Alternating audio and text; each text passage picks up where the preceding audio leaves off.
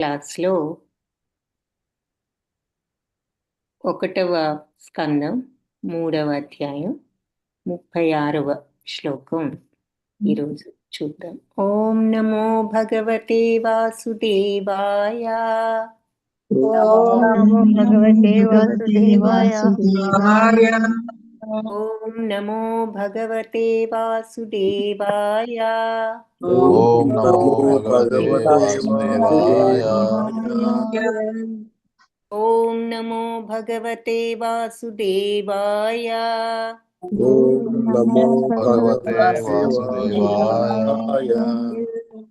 నారాయణ నమస్కృత్యం నరం చైవ నరోత్తమం.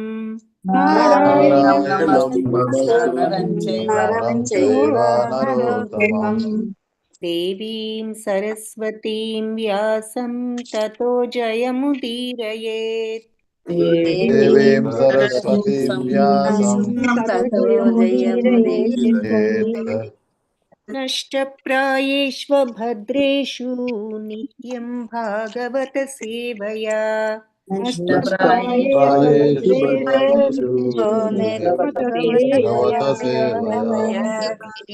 భగవతి ఉత్తమ శ్లోకే భక్తిర్భవతి నైష్ఠికీ.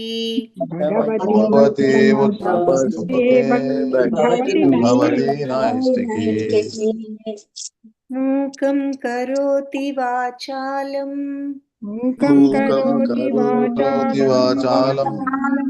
పంగుం లంఘయతే గిరం.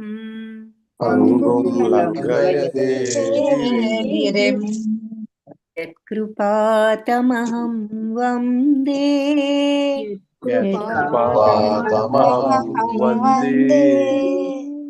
పరమానందమాధవం.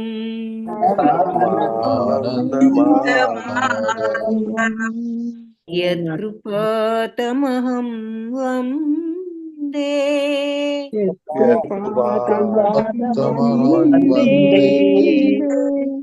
పరమానందమాధవం.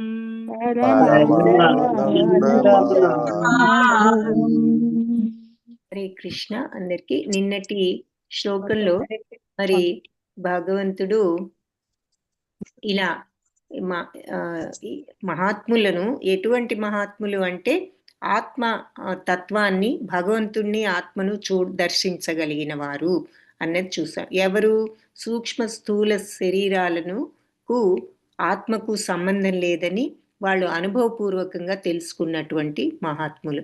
సో అటువంటి మహాత్ములు మరి అజుడు అకర్త అయిన భగవంతుణ్ణి, ఆయన జన్మ కర్మలను వర్ణించారు అని చెప్పి చెప్తున్నారు. అందుకే భగవంతుడి యొక్క జన్మ, ఆయన కర్మలు ఎవరికైతే తెలుసో మరి వాళ్ళు జన్మ కర్మచమే దివ్యం యోమే వేత్తి తత్వత అంటే ఎవరైతే నా జన్మల గురించి, కర్మల గురించి తెలుసుకుంటారో మరి వాళ్ళు నిజంగా ఆత్మానుభూతి స్థాయికి చెందిన వాళ్ళు అని మనం భగవద్గీతలో కూడా చూస్తాము. సో ఇక్కడ భగవంతుడి యొక్క జన్మ కర్మలను ఇటువంటి మహాత్ములు వర్ణించారు, ఆయన హృత్పతి అని చెప్పి ప్రీవియస్ శ్లోకంలో చూసాం. సో ఈరోజు శ్లోకంలో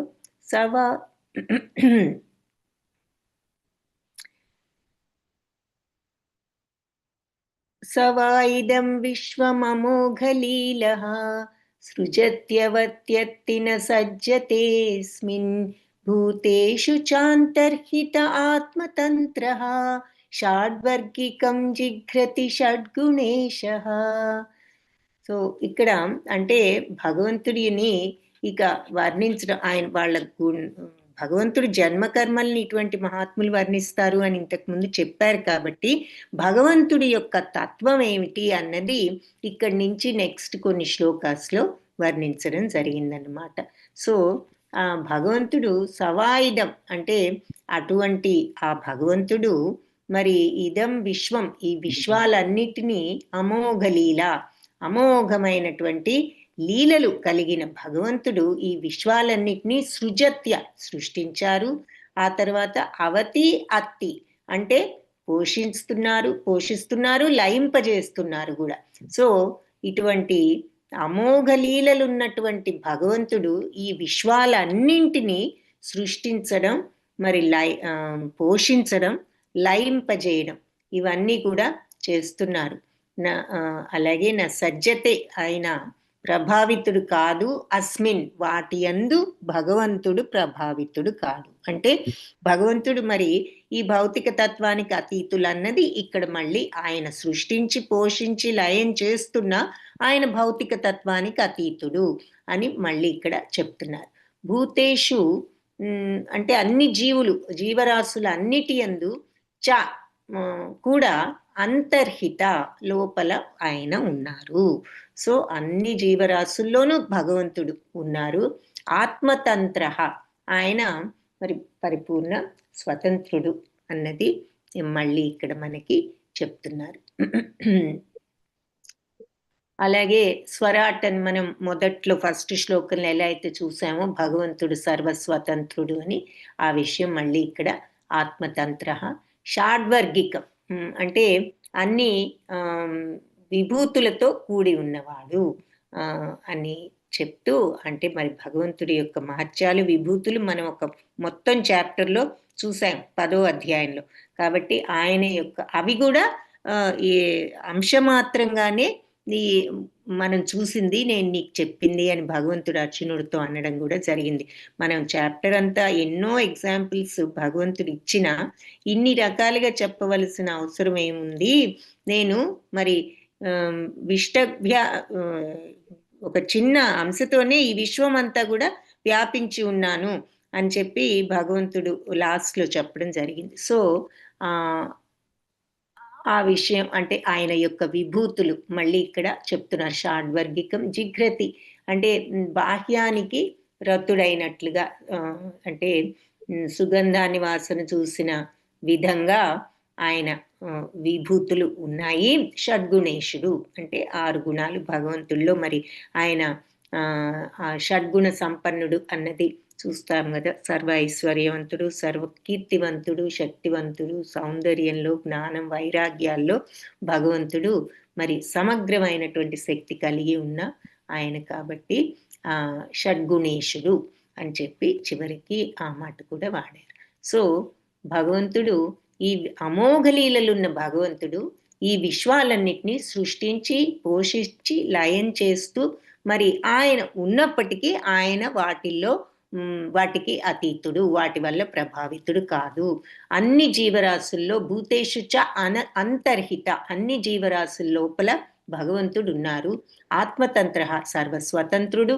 షాడ్వర్గికం విభూతులన్నిటితో ఉన్నవాడు. అలా ఆ విభూతులతో పైకి రతుడైనట్లుగా కనిపించిన, అంటే సుగంధాన్ని వాసన చూసిన చందనమే మరి దానికే ఉన్నది సుగంధం. సో ఇంకా సుగంధాన్ని వాసన చూసినట్లుగా అనిపించవచ్చేమో కానీ వాసన చూడవలసిన అవసరం ఏముంది చందనానికి? చందనమే సువాసనతో కూడినదే చందన లక్షణం. అలాగే భగవంతుడి విభూతులన్నిటితో కూడి ఉండటమే ఆయన లక్షణం. పైకి వీటన్నిటిలో రమిస్తున్నట్లుగా కనిపించవచ్చు, కానీ భగవంతుడు మొత్తానికి కూడా మూలం. మరి చందనము సుగంధము ఎలా అయితే కలయిక ఉన్నదో అలాగే భగవంతుడు ఆయన యొక్క శక్తి అన్నీ కూడా మరి ఏకంగానే ఉంటాయి.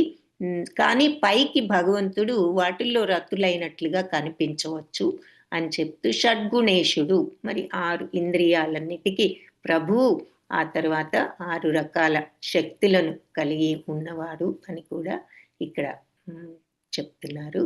సో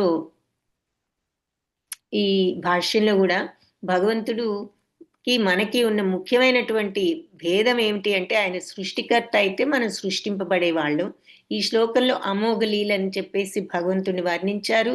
సృష్టిలో మరి దాని అర్థం ఏమిటి అంటే శోక కారణం ఏది కూడా లేదు భగవత్ సృష్టిలో. నిజానికి ఆయన సృష్టిలో కలతను కలిగించాలని ఎవరైతే ప్రయత్నిస్తారో వాళ్ళే కలతలకు గురి అవుతారు. సో నిజానికి ఈ సృష్టి అంతా కూడా భగవంతుడి సృష్టిలో లోపం లేదు, ఏది కష్టం అనేది శోకం అనేది లేదు. కానీ మనం మన యొక్క భౌతిక తత్వంతో మనం కామక్రోధ లోభమోహ మదమాత్సర్యాలు ఉన్నప్పుడు ఏవో ఒక శోకాలు ఉంటూనే ఉంటాయి. మరి కామం ఈ మిగిలినటువంటి గుణాలన్నిటికీ కూడా మూల కారణం అరిషడ్ వర్గాలన్నిటికీ.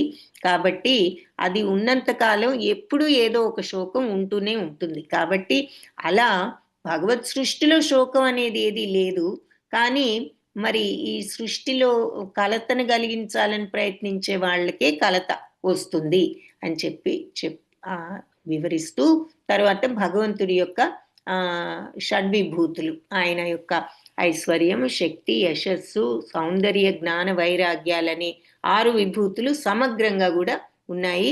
సర్వ భౌతిక ప్రభావాలకు ఆయన అతీతుడు, అది కూడా ఇక్కడ చూసాం కదా. ఆయన అతీతుడు అని చెప్పేసి సజ్జతేస్మిన్ అంటే అందులో ఈ జగత్తంతా సృష్టించినా కూడా ఆయన వాటితో ప్రభావితుడు కాడు, భౌతిక ప్రభావాలకు అతీతుడు.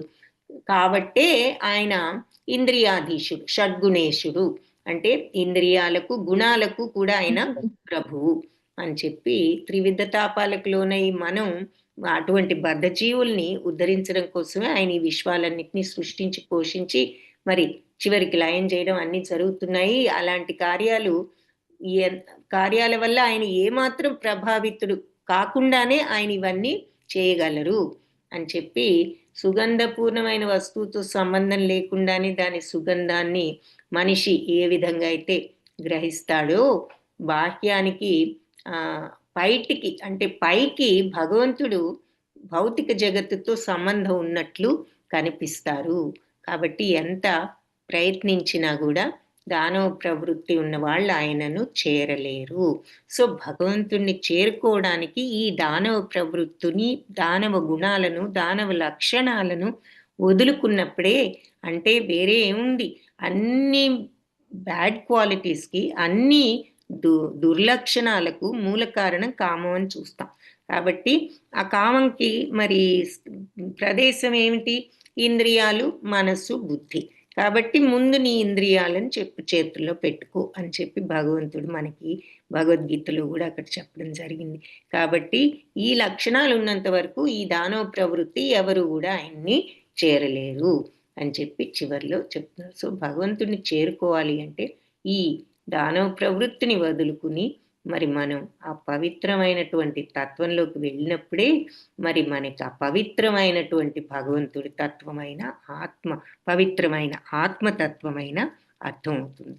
అర్థమవటం అంటూ మనం చెప్పుకుంటున్నాము అంటే అర్థం అవడం అంటే ఏమిటి అంటే మాటలతో అర్థం చేసుకోవడమా, చదివి అర్థం చేసుకోవడమా, లేదు పోనీ చూసి అర్థం చేసుకున్న దానికంటే కూడా ఎక్కువ ఏమిటి అంటే అర్థం చేసుకోవడంలో మీనింగ్ మనం అనుభవపూర్వకంగా ఆ స్థితికి వెళ్ళి తెలుసుకోగలగటం. కాబట్టి నిజంగా మనం ఈ దుర్లక్షణాలని, దురలవాట్లని, కల్మషాలని దూరం చేసుకున్నప్పుడు మరి భగవంతుణ్ణి చేరుకోవచ్చు అన్నది ఇక్కడ చెప్తున్నారు. కనుక ఎంత ప్రయత్నించినా దానవ ప్రవృత్తి ఉన్నప్పుడు భగవంతుణ్ణి చేరలేరు అనేది ఇక్కడ భాష్యంలో ముఖ్యమైన పాయింట్ చివరిలో మనం గమనించవలసింది. అది ఈరోజు శ్లోకం. సో రేపు 37వ శ్లోకం చూద్దాం. వాంఛాకల్పతరుభ్యశ్చ కృపా సింధుభ్య ఏవ చ పతితానాం పావనేభ్యో వైష్ణవేభ్యో నమో నమః.